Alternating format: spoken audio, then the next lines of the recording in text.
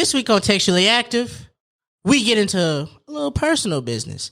I said some things on a recent podcast that I probably shouldn't have. My sister gobbed in, and I brought her here today to talk about it. Sibling childhoods. Let's get into it. And also, be sure to look at this new video because it is fire. This week on Textually Active.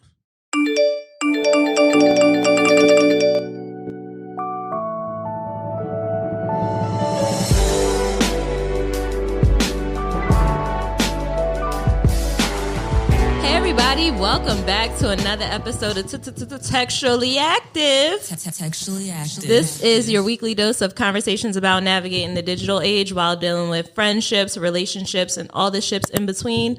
I'm Rez, and we're back in the office. You guys can see. I got Meezy with me. Gang shit only. E is on the boards.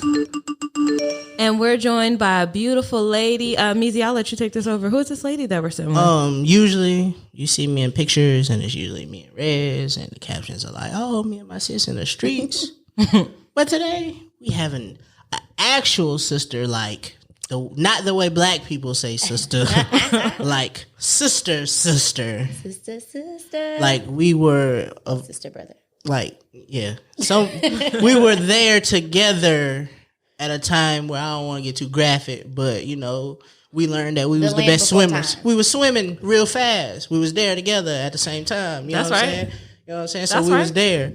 And, you know, I was faster. I swam a little bit faster. But I was right after you. She was right behind me. And today we have my sister, Lex. Woo! Hi. Welcome, sis. Welcome, sis.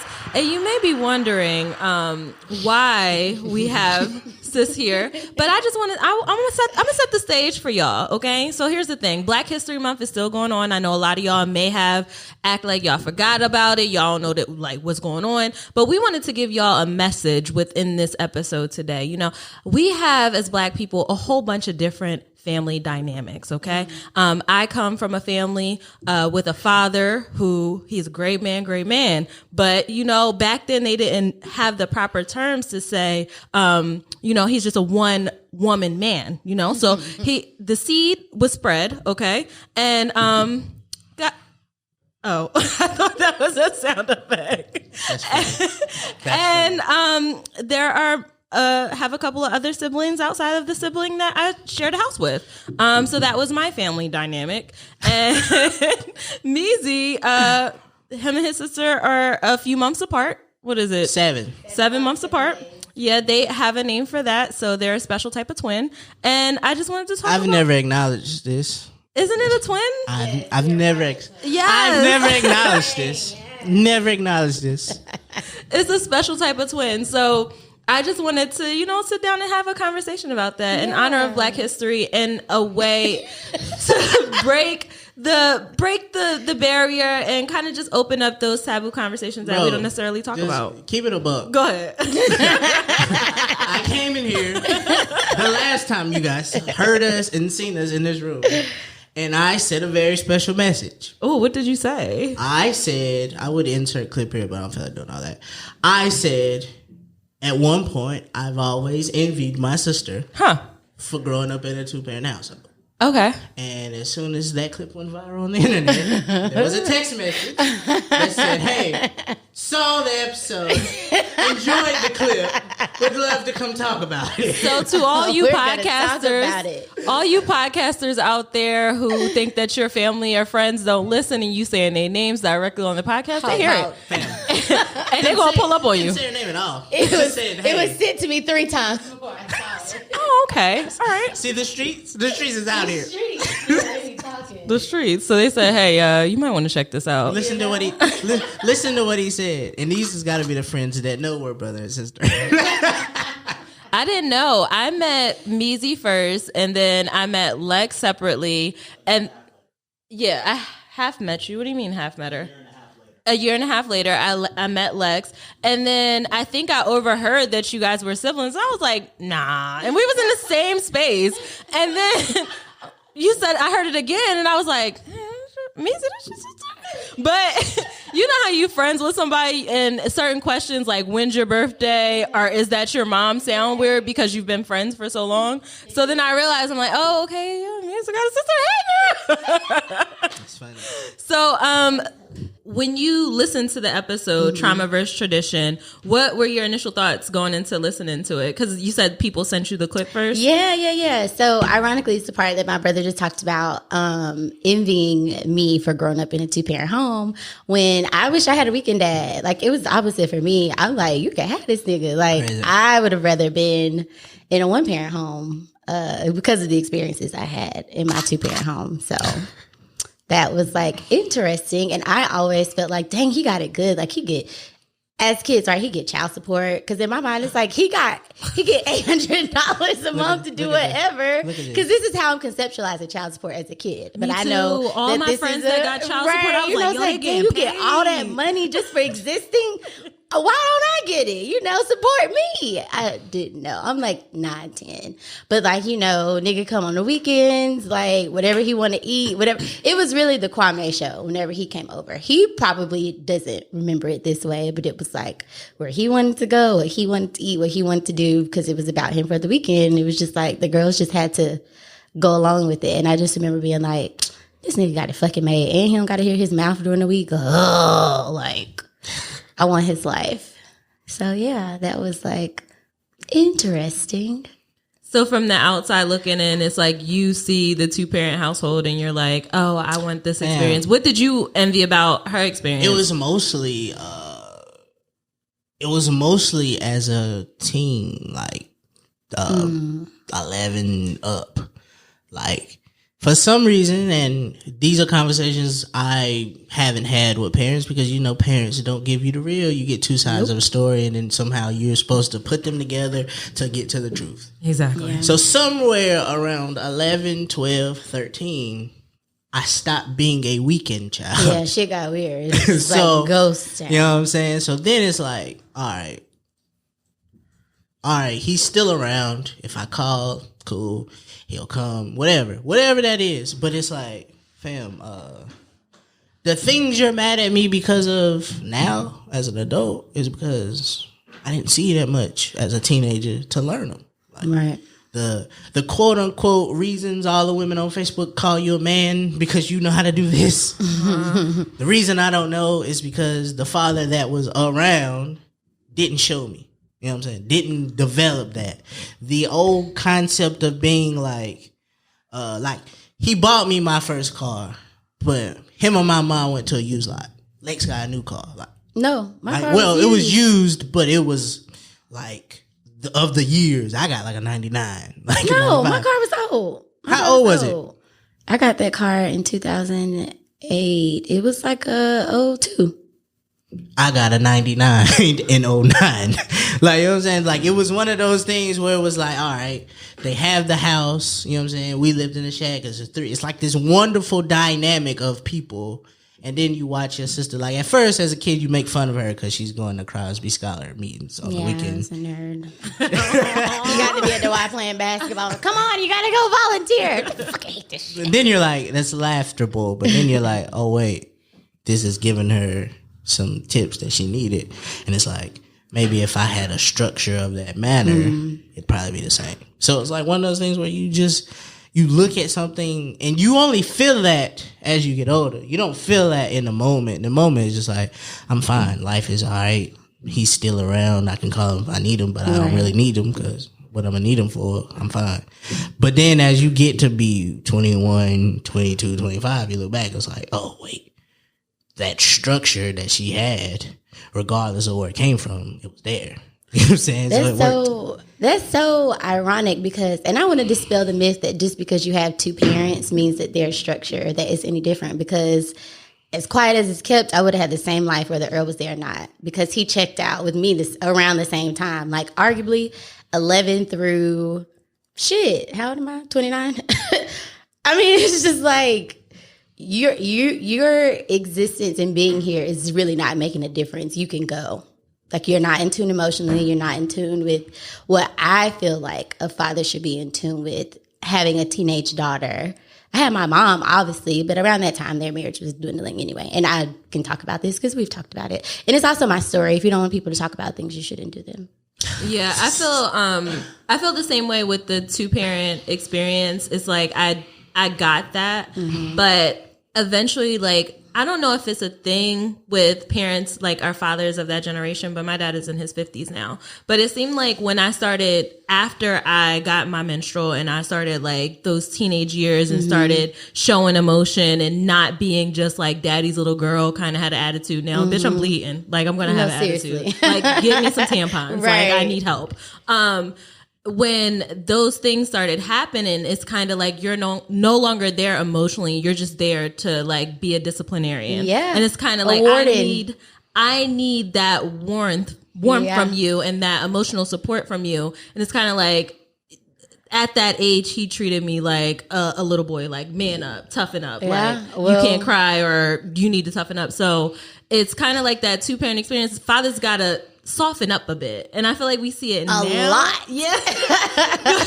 But it's just like that's the difference between what I see now with millennial dads and fathers back then, because I know a lot of my peers have that same experience with their fathers where they kind of like check out and you can't have conversations with them about what they're doing. They still have this idea that I'm the parent, you're the child, and I'm going to tell you what I want to tell you. Very much so. Yeah. Like it got rough. And then that causes problems between the parents, because my mom, for people that don't know her, is like very docile, very submissive, very opposite of all the things I am. Arguably, because I saw that shit, it was like, oh, I ain't gonna never be that. Ain't no nigga gonna ever motherfucking tell me. Ain't nobody gonna ever talk to me like that. And so outside of just the like dynamics between them, there's also a huge physical, like my mom's 4'9", 4'11". How tall is our dad? 6'1", 6'2". Yeah, he's tall. So it's just like already that, you know, what's the word I'm looking for? Intimidating. Yeah. For women when they're, you know, short women. And then with men. So it was just this very much like you were talking about, like being the disciplinary. It became like, oh, he's the warden of the house. Right. And we're all just his little minions that just gets to boss around. So it was just like, I can't wait to get the fuck up out of here. I seen this TikTok going around, and me and my sister laughed at it a lot.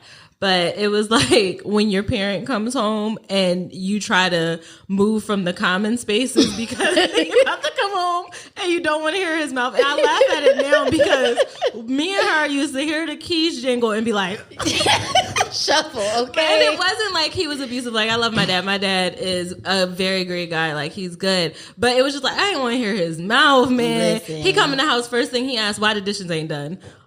It's a spoon in the sink, Dad. It's just one spoon. Like, loosen up. Yeah. So many fights about all the things. Like, just chores and dishes. And I was just like, you know, and I think that is the disconnect, too, with, like, that generation of parents, especially the men. Like, you want to just like boss me around at this time where specifically for girls, we're like bleeding and discovering ourselves in our bodies, but like you aren't checking in emotionally or any other way. All you're doing is just wanting to tell me what to do. Most kids are going to do the adverse of whatever you tell them for the sake of just like, I'm going to rebel. Fuck you. And it's because we know what we saw. Right. So we take that and think, all right, because obviously I said this last week. You know our grandma. Yes. My grandma cussed me out about cheese. I said this last week. So I can imagine what that's like at 25 and you have 4 kids. Right. You're just angry, yelling, and bossy. Yeah. So I feel like that is some of the things that a lot of our parents our grandparents were like that.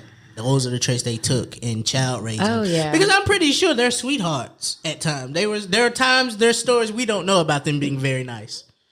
And we don't know that. You know what I'm saying? So there's stories about our grandparents. You know what I'm saying? There's stories that we don't know about our grandparents being nice at some point. And we just don't know them. But like, it's just like our parents. Like, one time. Yeah. I'm really thinking. But that's as she's got older. I don't remember. Yeah. Well, you know, we did bake cookies one time in like 98. See what I'm saying? Like, I don't remember that far back. But I'm pretty sure. But we also got kicked out of the house because she couldn't find her cigarettes and locked out. That had nothing to do with us. You know that. Locked out. Grandma kicked y'all out because she couldn't find her cigarettes? Multiple times. Here's the thing. It wasn't us. That's part of the problem. It wasn't us specifically. Right. It was, we have a problem, cousin. Love him to death. Yes, Lord. And you know, as a gang, if one of the gang go down, all of the gang gotta go down. I hated that part. It was just like the original gang. Like, all right, we all. Man, why your stupid ass gotta always be messing with grandma, man? Sit your ass down. And you can't tell. And then it's like he get kicked out. We stuck in the house, and it's like, bro, I can't help you. Like, Right. you mad at me because I can't help you, but I'm not going out there with you. So, like, what you want me to do? Yeah. So it sounds like you guys had the same kind of experience with your father. Do you guys feel that way? I feel like if you put them together, it's a really good story. Shit, he a villain in my story. So I don't know. What and then in my story, I think it's a lifesaver. I think I think that at one point it was like there's a fairy tale. I have a fairy tale as an adolescent, right? As an adolescent, I have a fairy tale like, oh, this could happen, and then eventually that became true. He saved me at 22, it's wonderful. 23. Then I'm pretty sure your side is it's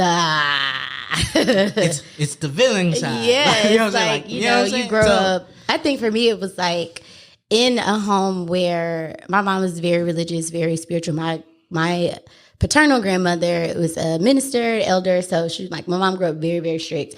To my knowledge, she wasn't like, living her best meg life. She met my dad at 20, he was pregnant at 21, and like that's who was with for all those years. So she didn't really get to like have what we would call a hot girl time because she was church. And so it was just like, I think I ain't putting all the business out there, but like wasn't very experienced either when she got with my dad. So it was just like, well, I'm going to do the good Christian girl thing. And this is what I'm supposed to do. Marry, the father of my child. And that's what we're going to do. And so it was just like, that's all I knew. And because I had what specifically the church says, which is a whole other segue, says you're supposed to have these things, regardless of how it looks and what's really going on, then this is what, the American dream looks like, And so it was just like, oh, I have a mom, I have a dad, I have 2 sets of grandparents. I have all 6 of my village. So I'm blessed and this is life because you don't really know like what dysfunction is until you really start to peel back the layers and be like, oh, that's why this person act that way.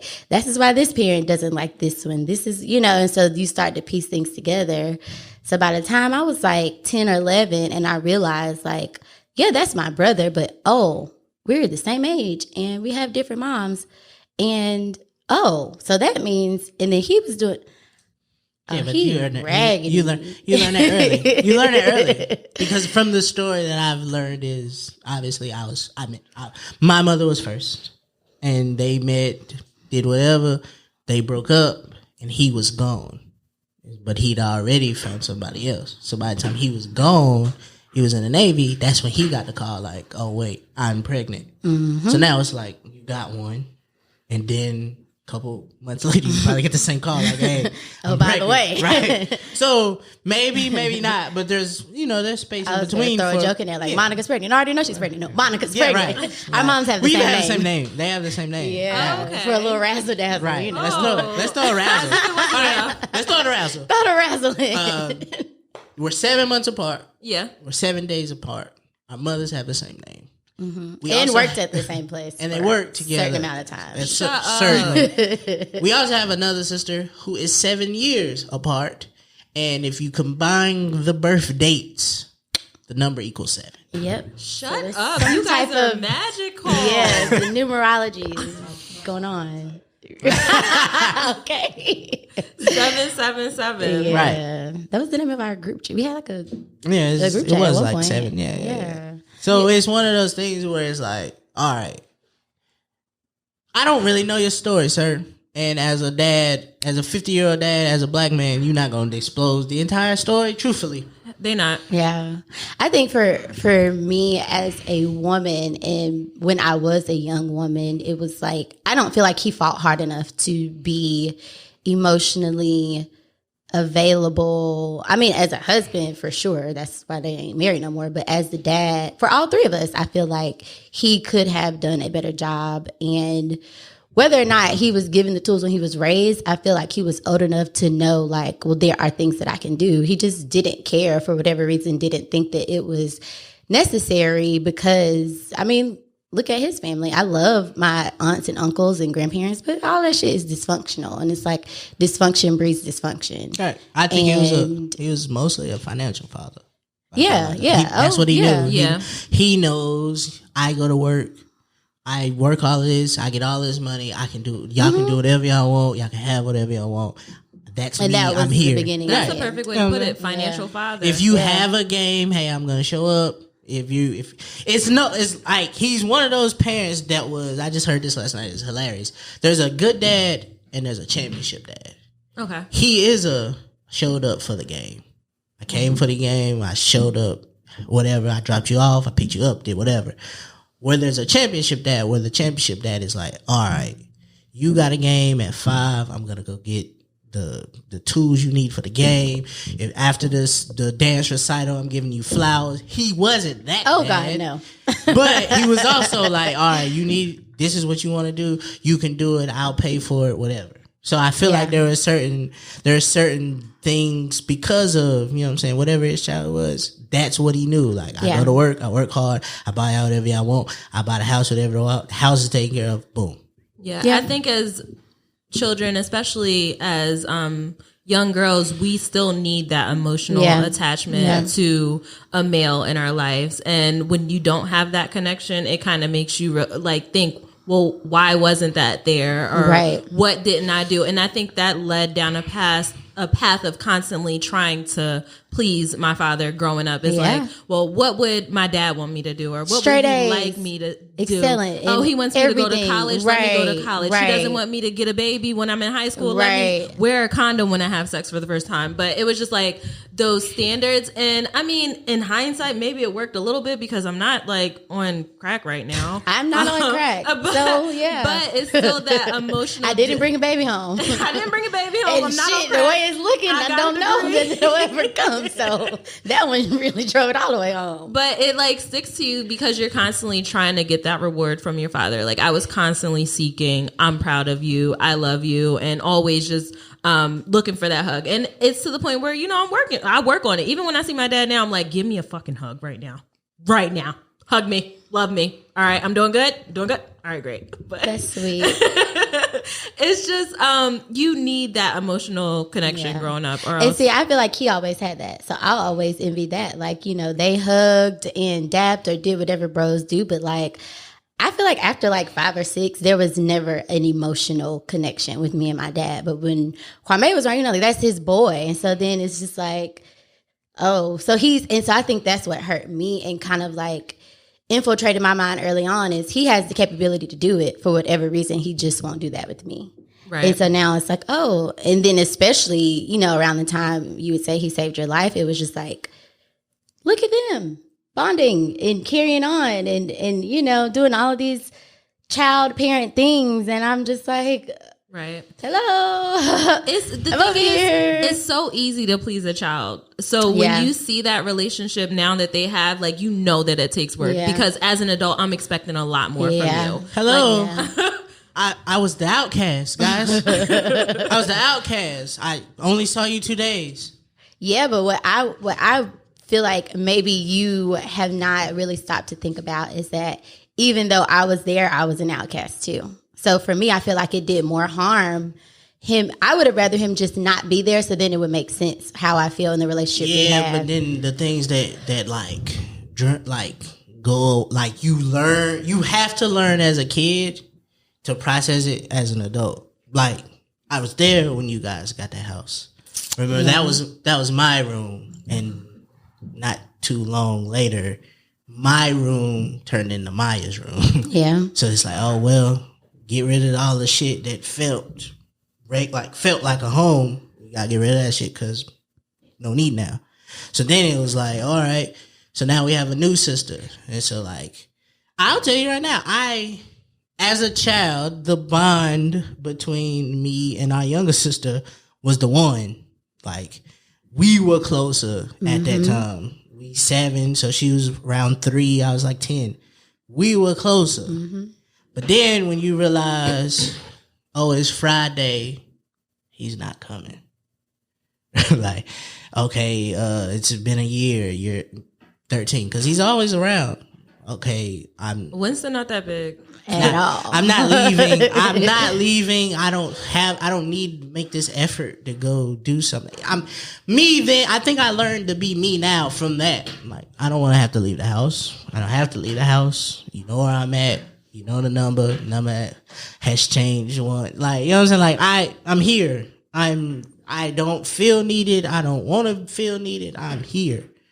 So if you want to feel that, come to me. You know what I'm saying? So you were looking for him to come to you? Okay.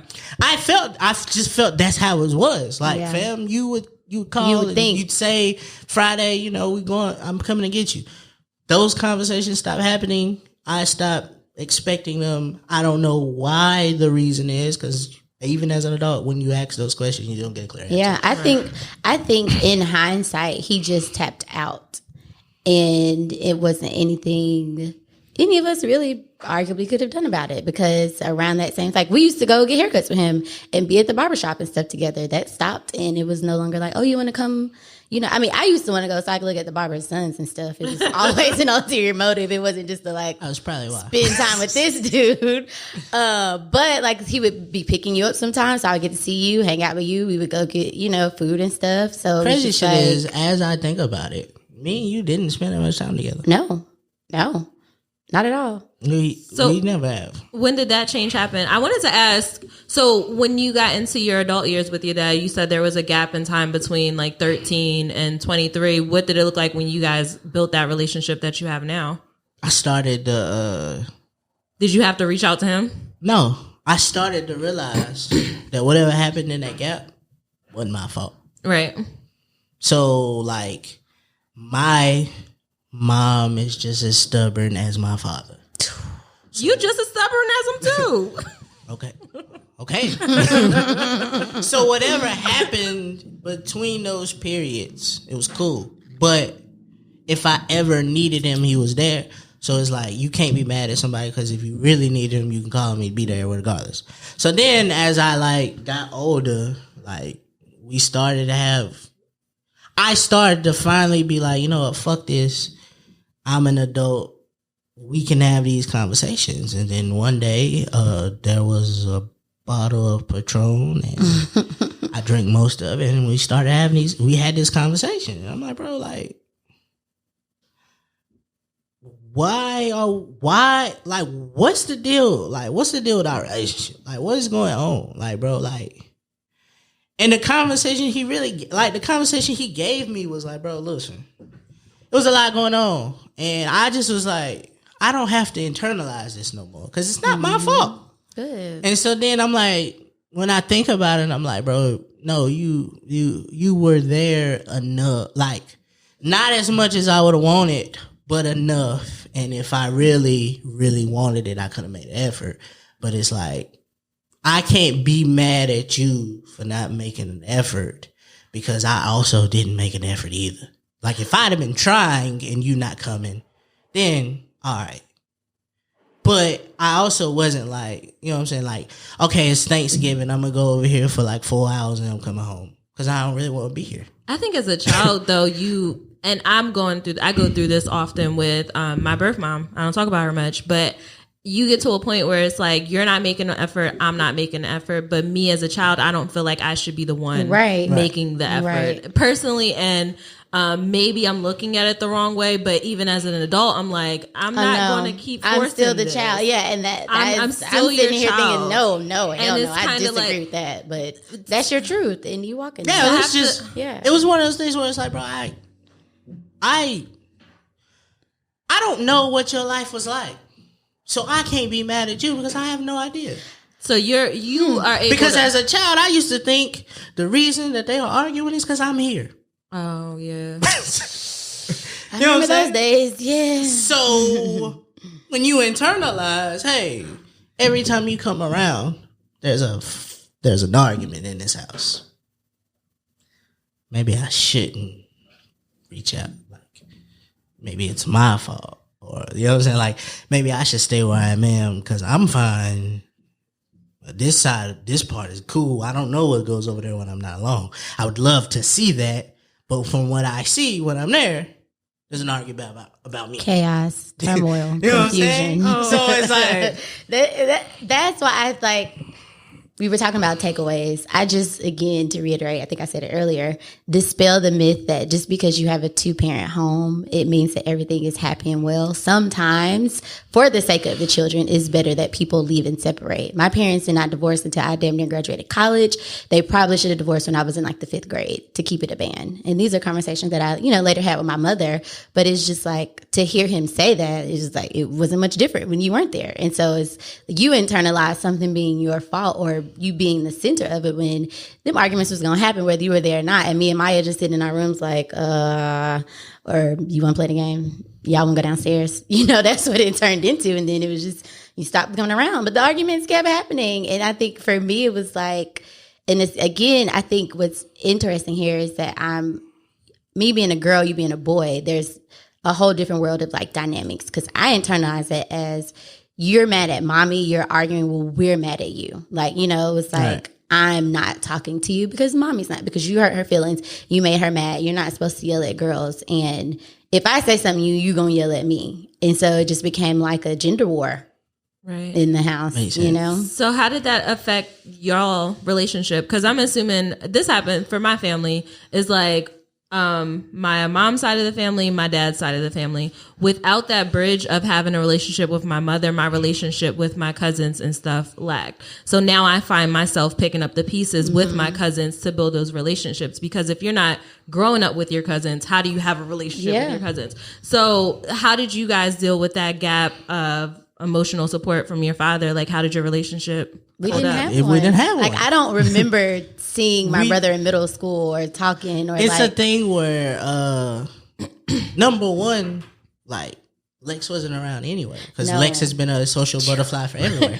hit the streets, jumped off the porch at like 11, never coming home. Them Crosby Scholar meetings and all that fucking volunteer work were on the weekends. Right. She's gone for most of the day. I'll see her later. She's got friends. They having birthdays. They doing this. She's gone anyway. Yeah. So it's like me and Maya, we hang out for a little bit. Once we got into our teen years, we were clearly in our separate paths. Anyway, we don't go to the same high school. We just live in the same city. Yeah, that's it. I would literally see my brother out, hey, like in passing and city events. Like, we saw her. Grandma's having something at our house. We pull up. Hey, we're there. Christmas, Thanksgiving. Hey, what up? There's there. Birthday parties and anything that happened at grandma's house, I was there. We'd pull up, we see each other.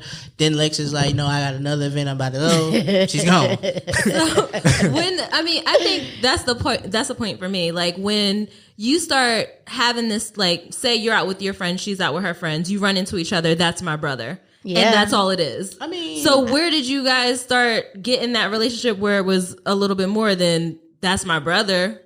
I mean, he XYZ, we XYD, we do this together, we hang out together. Like, how? I don't think we have reached that point. I think our relationship is pretty much we love each other. Yeah. If we're in the same spot, we'll hang out. We'll hit each other important events. We were damn near out of high school before people even knew. Like that's my Banks is one of my best friends. They went to high school together.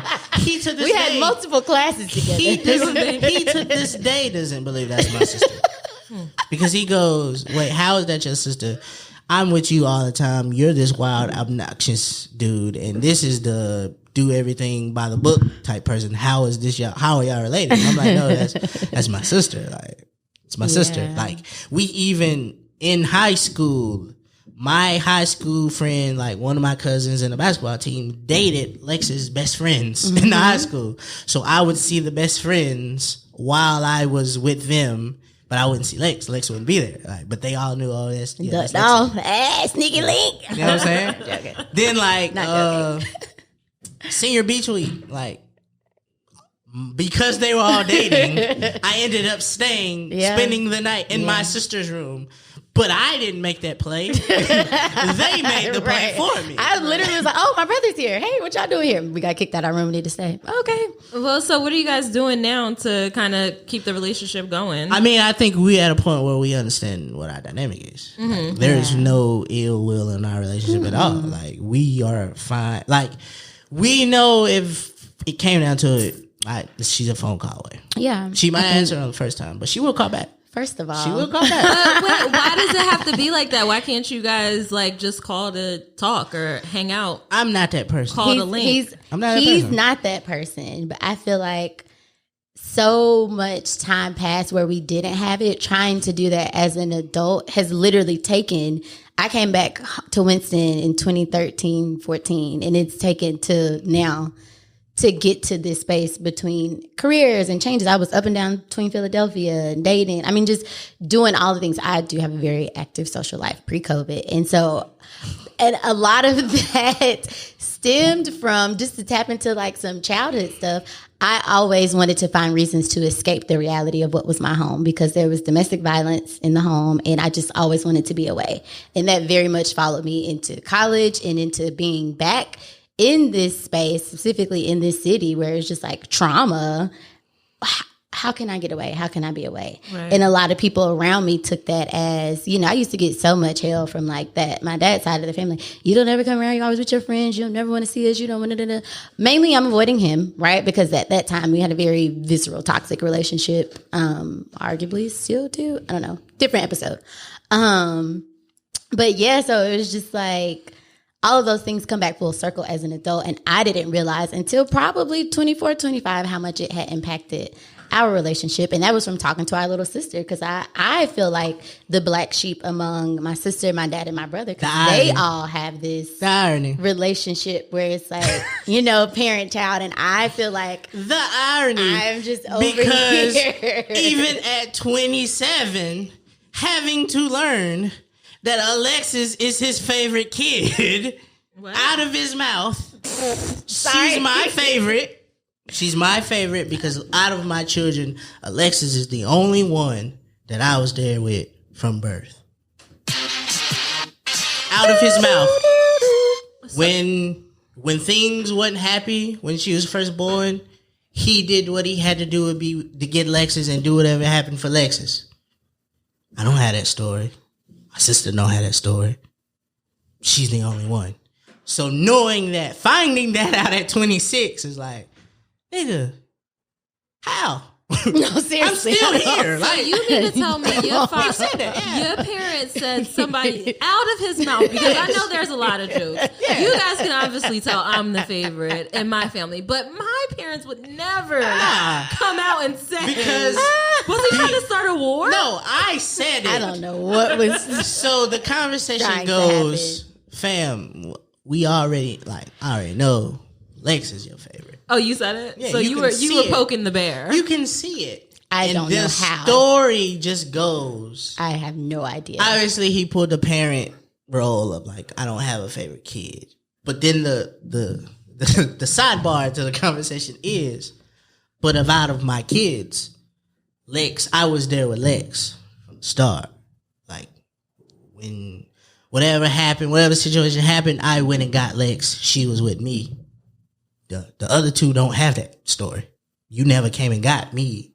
Said you wanted to be with me, which is the story of the teens. Where I feel like so then you have to deal with that, and so then now you learn like, I want to go a place. I don't know. The mics are on. We're all the way real. Let's keep it. Got me fucked up. I wish the fuck my dad would say, you know what? You ain't the favorite, okay? Got me fucked up. I feel like arguably that was less about me and more about my mom. He, for reasons beyond my knowledge, wanted to be with my mom, and I was the bridge for that to happen. Yeah, but... And so from what I saw in the conversations I've heard as an adult, it was pretty much, not only did he check out when I feel like I was coming into like my young woman teen years, there was also another check out when my parents divorced, because now that I don't have this attachment to your mom, out of his mouth, well, she don't need me, y'all don't need me either. Kind of stupid ass shit to say. Which is like, okay, you're emotional, you're mad, but like, why the fuck would you say that? We can't tell his story from him, because I've also heard other stories that align with your story, which you made clear earlier. We just decided you yelled at our mom, don't speak to us either. Yeah. So you took that upon that. So Yeah. even as an adult, he could see, oh, this is between us. Y'all have already chose a side. So I'm not here to tell his story. He can tell his own story on another day. But so knowing that, like, knowing it's like, all right. So as an adult, it goes, as the oldest, I've been chasing her for years. And I finally know, no, I was right. But then it's like, now, 30 is like, nah, I might gotta beat. How old are you? All right, bro. Gramps. Same age as you. Oh, yeah. 30. Yeah. So Feel good, don't it? as an adult now, it's like 30-year-old adult. knowing it now. Like at 25, you hear it in passing, and you don't like think about it. But when it's dark outside, you start to think. But now at 30, it goes. When it's cold, it's been cold for a minute too. So at 30 now, it's like, oh, that's how you felt then. But that was because the kid went around. We've been riding deep for about the last 10. I know how you sign your signatures. You getting up in age. I'm going to be the one. So now you want to talk about favorites. I know what the dead bodies is in. I know what's going on because I always thought Lex was going to be the one that had to put you on. But as we're growing up, seems like it's gonna be me, and honestly, you probably because I don't want nothing to do with none of it. You're not gonna be in a home anyway because you're gonna die wherever you want to die. So that's you, but I'm gonna be the guy there, right? So it's like which we have to talk about off camera as well. Yeah, so like a very real sibling conversation. I mean, so that's what keep it it a is. buck. I mean, I'm getting bulk of, but I mean. Y'all talk about the money? Okay, anywho. Outside of your father, with your relationship, you guys have been still working towards it, which is important because, at the end of it all, you spend a lot more time being an adult than you do a child. Right. And those relationships that you make with your siblings they're supposed to last you for a lifetime. Yeah. So whatever foundation you guys lay down now, that's the time. Like, you guys have been out of your teen years for about 10, 15, a few years, whatever. But now it's a new time. Like, you guys can take the time to do it. And I find beauty in that, especially being an older sibling. Like, I constantly want to reach out to my sister. Like, me and my sister, we grew up in the same household. We have the same experiences. We see each other. We laugh. We got inside jokes from being inside jokes from having inside jokes. So that's my dog. But even as adults, I still have to make an effort to reach out to her because that sister bond is not a sister bond without an actual connection and relationship. Yeah. I mean, even with my younger sister who grew up in the house, it's the same thing. I think the age gap for us definitely played a part because by the time she was even coming to like those things you remember, I was out of the house and not thinking about anything going on there again because of the just toxic environment. When I got my license, let me tell you something. I'll be back. What's my curfew? 2? Can you make it 2:33? Oh yeah, you had a 2:00 curfew. Yeah, mine was 12 a.m. We was just getting started. Well, Delaware closes at. No, it closes at 2 too. No excuse. Yeah. All my friends were older, and then so here's the thing. I can say it now because I'm an adult. When you do what you're supposed to do, you can get away with a lot of shit. And because I was that star model child, like I had straight A's, I did all the after school programs, I did the volunteer stuff, I cheerleaded in high school, I did key club. So it was just like, okay, you can go and have your freedoms. And I was also doing all the other things all the other kids were doing too, but it was just like, but you were good. You'll never know. I was sneaky. I was very sneaky. Free game. Do what you're supposed to do. Middle school, high school. By the time you get to that age where you're allowed to go outside, you will be allowed to go outside. You'll be outside and stay outside. We outside. Meg voice. But no, I was going to say, why are you making those faces? I know. I feel like when I was in college, I started to resent my dad. And then at some point, my mom, because of the lack of relationship we had. And even into adulthood, like early on when y'all started getting close and Simi was here, I would be like, they have the brother that I wanted. Like, that's your brother. I know. I'm sorry. So you're in like that. Trust me. But like, it's just like. It didn't start much like that. I would be like, damn, I'm really missing out on having a relationship with like my whole brother. let me text him, see what's up. Let me make sure, oh, y'all got this going on. Like trying to support y'all and be like around even Jazz, him meeting Jazz. I know they think they're in love and like that's all cute and stuff. But like Jazz was really, I feel like, a guardian angel for us to have a better, stronger relationship, because she was just like, oh, I like you. You're nice. So tell me more about blah, blah, blah. Right. And she'd be like, did you know you did it? And I'd be like, no, I didn't know that. Thanks for telling me. And, you know, just kind of being able to talk to her and have conversations with her about things that we never talked about, and knowing, you know, she's going to go tell him, I think helped create a synergy now that we have that maybe wasn't there before. I don't know. What do you think about that? I mean, I think we've always did that. I think we've always been supportive. College graduation, I drove down. You did. You come and support me for everything. Everything. We always. Yeah, I have pictures of you at like even my mom's graduation when she graduated. I showed up. I show up. I say, hey, I stopped by. So you're being a good brother, but are you a championship brother? Here's the thing. I think I'm a championship brother. I would say he's a championship. I think I'm a championship. I'm not a good brother. I don't know that I've always been a championship sister though. Hold on, wait. We throwing these words around. So good is below championship, right? So you said that you feel like you're a championship brother, but you don't feel like you're a good brother. I think I know when to pick my time. So like graduations, be there. Like even if I look at my brotherhood amongst the both of them, it's like I've always been there for the moments.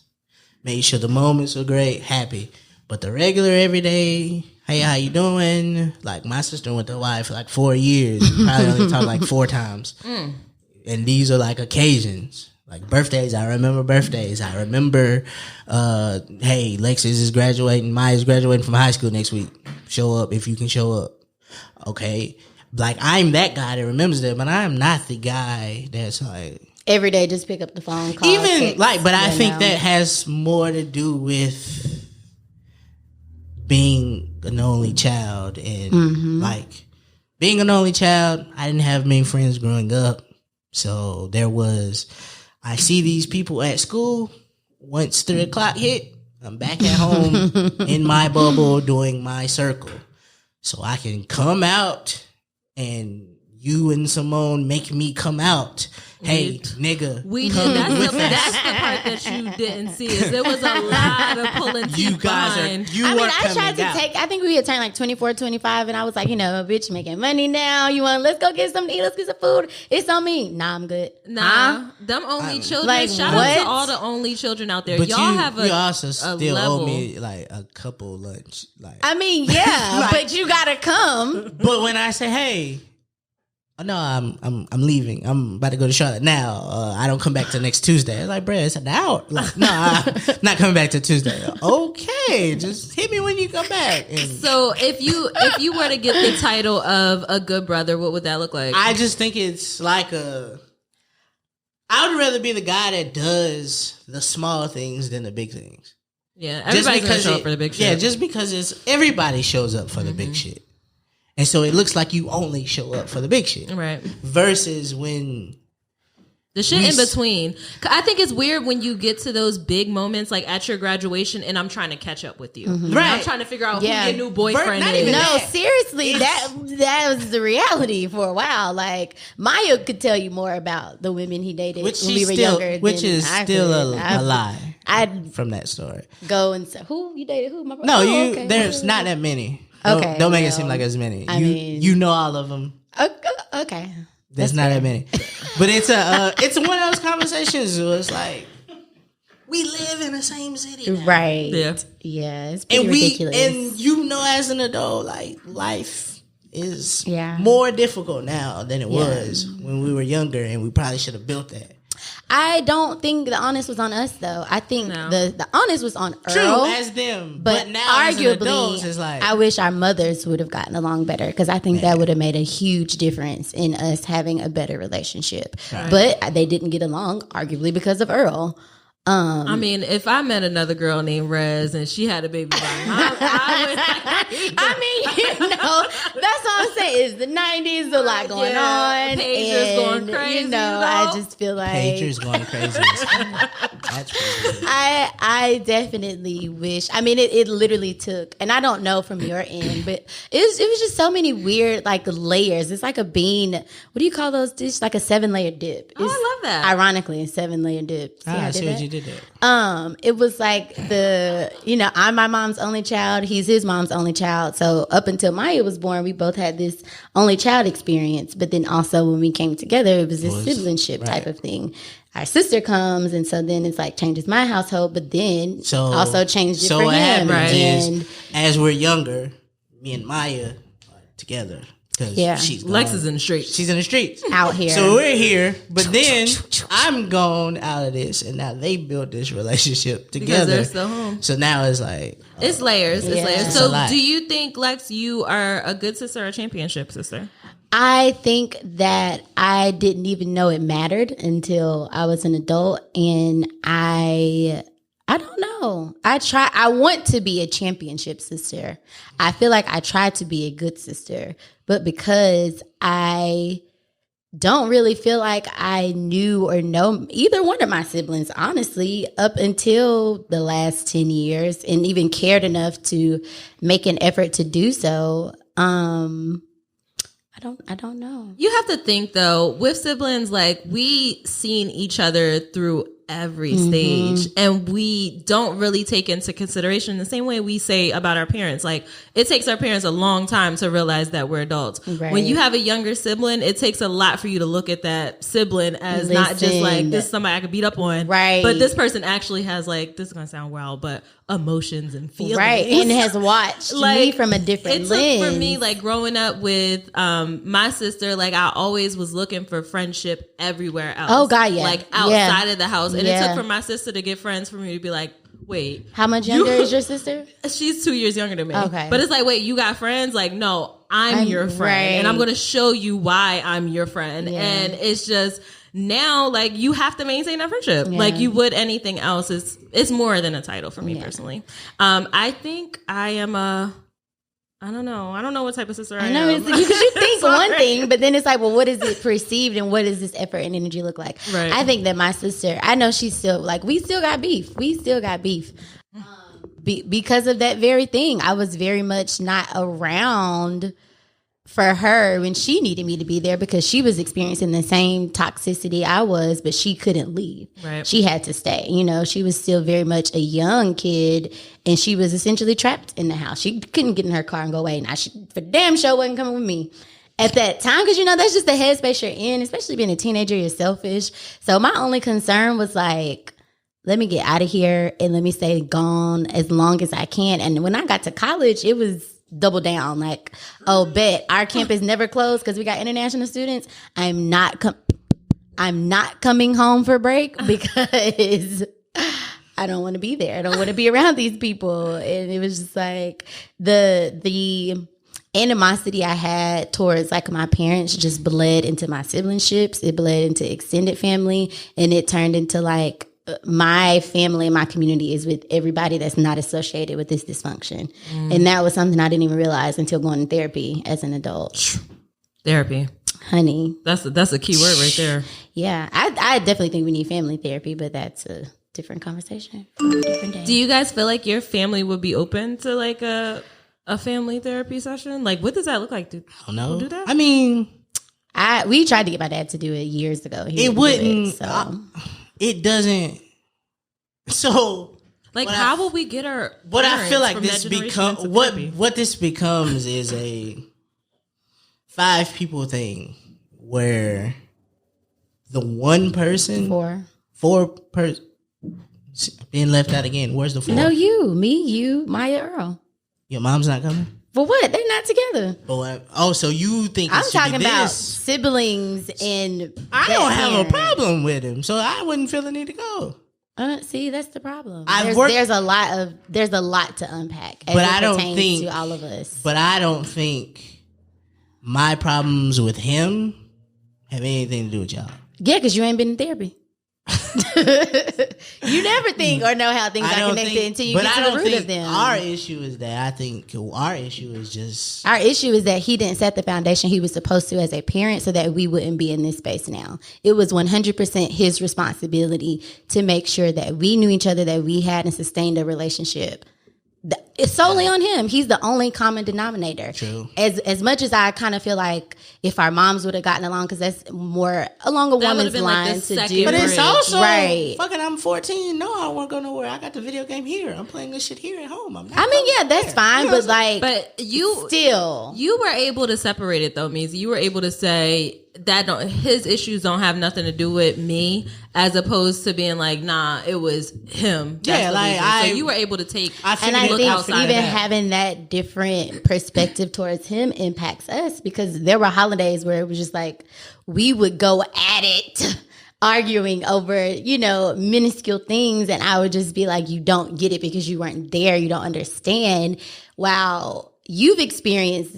One person can give multiple people multiple experiences. And I don't know that you sometimes look at it through that lens. And so in an effort to, I don't want to say cap for the nigga, but like support the great dad that you have, you don't always see the monster that I sometimes experience because that wasn't your experience. No, I do. Okay. That's what I'm saying. Like, I have the monster. I have the monster as an adult.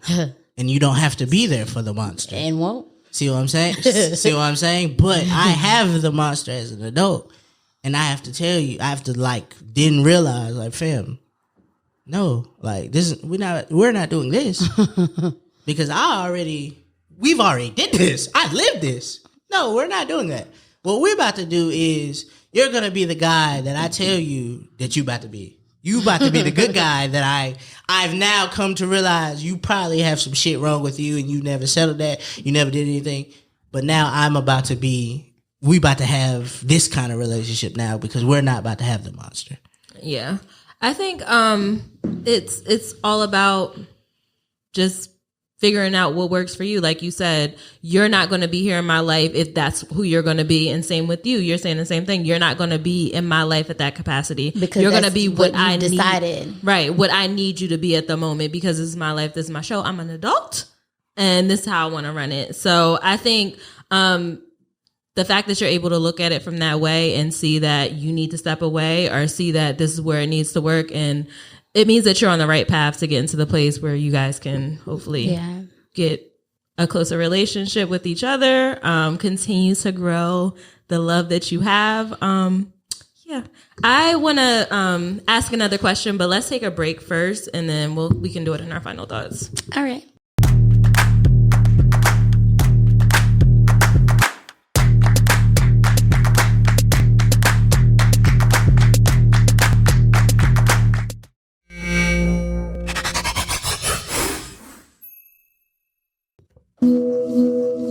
All right. So to wrap up this conversation, I just want to take a full view of everything and just think about the things that you would change within your childhood to make your adulthood better, if you could.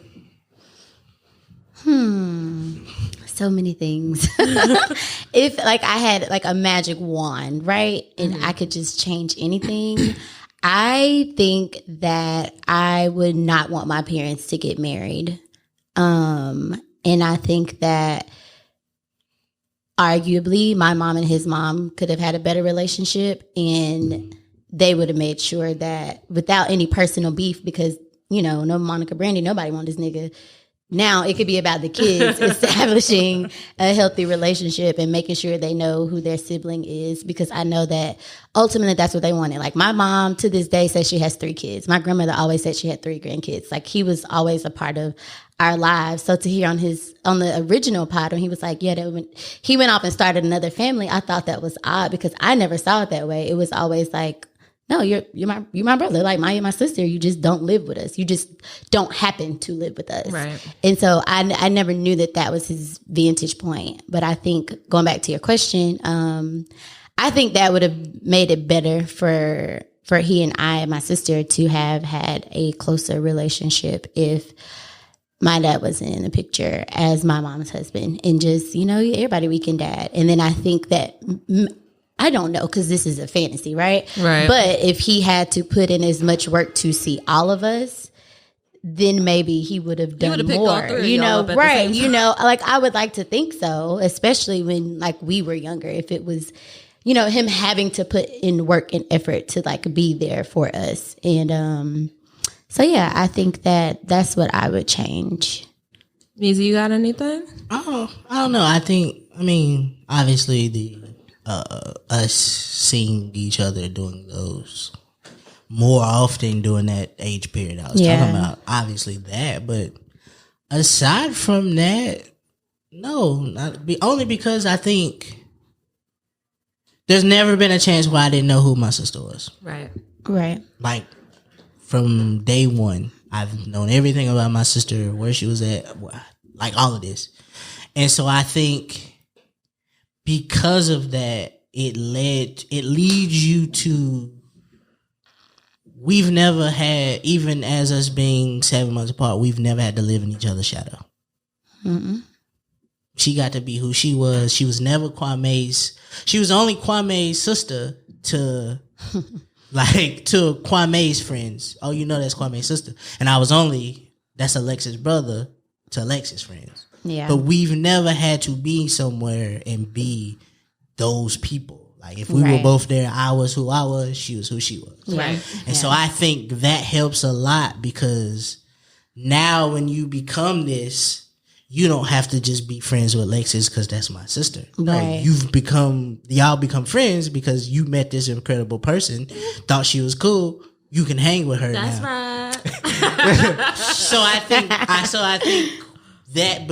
that separation that gave us, it allowed us to become who we were. Interesting. And I think that I wouldn't change much of it, but I just think a lot of people have really good relationships with their siblings, but I think it's because a lot of them lived in the same house together. Mm-hmm. So that's because, like, I see E and his sister, but they grew up together. They were in the same house together. You and your sister in the same house.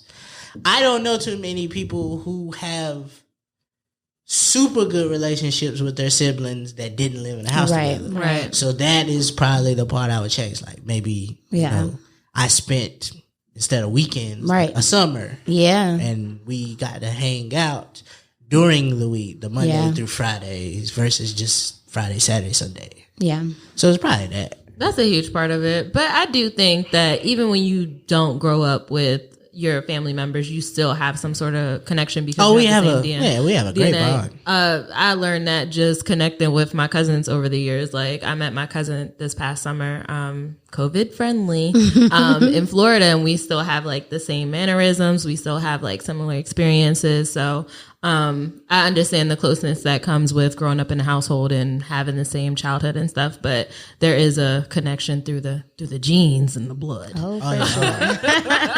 If you look at our Twitter feeds or any random time on social media, you can start to piece it together. Or when we start drinking, it comes out of both of us. That we have the same voice. Yeah. It's very loud. Yeah, y'all do. Arguably true. Our listeners probably listening the whole time like, yo, this girl sound like him. But I think, yeah, I do. I hear it now. I think that's good. So can we have a music break? That was a lot for an episode. That was. It was good. Hit the button, eh? You are now tuned in. You are now tuned in to WMEZ. This week we got, I think this is Briley Harris. I'm sorry. Artists and these names. I butchered it. I just probably can't read. It's Briley Harris. This song is called Parked here on WMEZ. Textually active. Wear your mask when you're making them project twins. Between each woman's house, wear a mask. You know, just wear your mask. So you're asking him to wear a mask, but not a condom? No kissing in the mouth. Just wear your mask. Keep it on. Y'all have kiss through because there's more of us. There's 2 other sets of projects. Crazy enough, the other set was born in 91 too. Okay, so our grandmothers was like. Damn. Also, y'all niggas just gonna, they got treats. Quadruple the amount of grandkids. I mean, look at their lives. I mean, this is true. But we also have a set that's 2 years older than us, born on the same day, and they arguably look like twins. But Same they day, have same different. hospital, same year, different mom, same dad. Interesting. Yeah. Them genes run strong. Listen, Well, them speaking niggas of is just hoes. Goes. that, sounds like I hate you. something that could be on a meme. Pull your memes out. I got a meme because I know how y'all do. What you got? Oh wait, nah, I go last. Listen to a guest that listened to the show before they came here.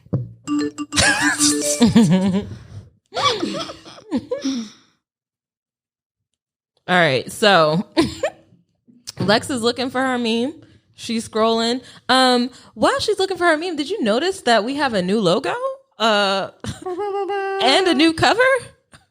Things are getting new at Textually Actified. Yeah, they saw the vibes. They was trying to figure out why we was doing this shit from home for a couple days, for a couple weeks. I mean, We didn't address that. I came back with a lot of math theories. So We didn't address that yet. if you put 2 and 2 together, wear your mask. Wear your mask. Your mask. Your mask. Two S's. That's funny. Lex, what you got for your meme? I Okay. find a funny one. All right, Y'all take go your time. ahead. Go ahead, Meezy. What you got? I'm doing this for me and me only. Let people enjoy things, quote unquote. Okay, but I enjoy critical analysis and being a hater. I seen you when you posted that, and I was like, "That's right." Like I enjoy, like if I'm gonna let you enjoy it, why you can't let me enjoy what I like? I enjoy talking about how you had a nigga in Christmas with matching pajamas, but that's not the same one that you posted for Like- February. Yeah, That's not the same one. Like, I enjoy seeing like Meg the Stallion like be on Hopper's Bazaar looking like that. Take a Looking like break. what? Sis. Take a break, sis.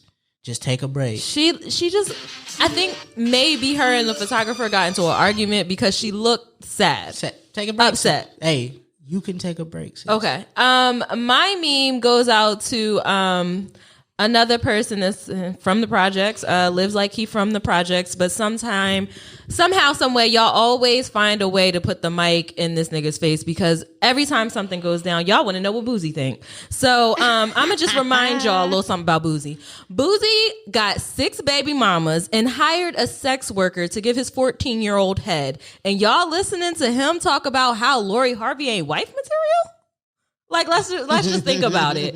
Boozy gave me gas tank on E, but all drinks on me, and that's the only time I go up for Boozy. I'm sorry. That's it. That's all I have. I mean, that was because you wouldn't put your pussy lips on Instagram for $1,000. It's not. Well, I did like that too. Boozy was doing that, but I'm not going to Boozy to hear what he thinks in certain You times. sound like ideal goals for a father.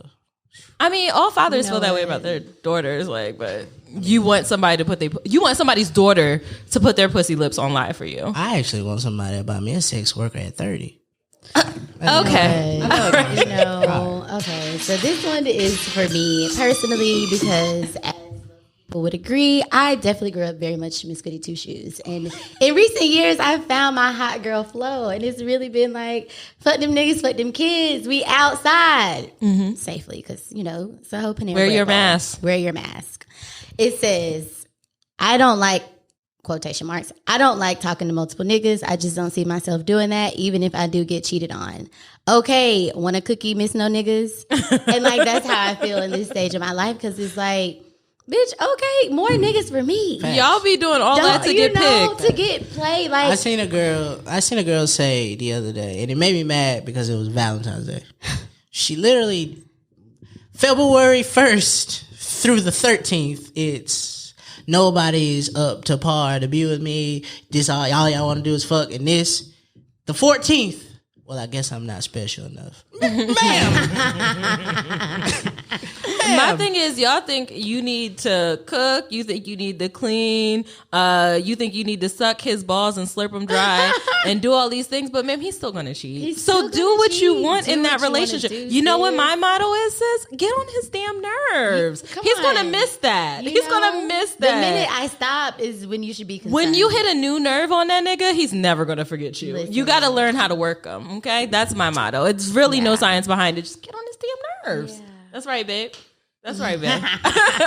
And on that note, thank you all for listening to another episode of Textually That's Actified. usually why they cheat. Nah, he gonna come home to get his nerves worked some more. Thank you, Lex, for coming on the show and sharing your story and your experiences. Thank y'all for having me. This was fun. Lex, you want to let the people know where they can find you? I mean, yeah, if you feeling friendly, you want to follow, I'm at _luxurious on Instagram and Twitter, LEXURIOUS. All right. Check her out. She got some good content. She does yoga. The girl is a chef. She does copywriting. She hook your shit up. She's great. She does a lot. And she's a Virgo too, so she's an expert at a lot. You know. But you know the vibes. A terrorist. I'm sorry, I thought a tourist said something. Oh. Anyway, thank you all for listening to this episode of Textually Active. Make sure you like, comment, and subscribe. And don't forget to share this to your social media and let people know you're listening. All right. See you guys next week. Bye. Bye. Meezy out. Thank you for listening to the Textually Active podcast. This podcast is a full-service production from the Open Media Lab. Be sure to check in every Textual Tuesday along with following them on all social media at Textually Active Pod. Textually Active is a part of the Open Media Network.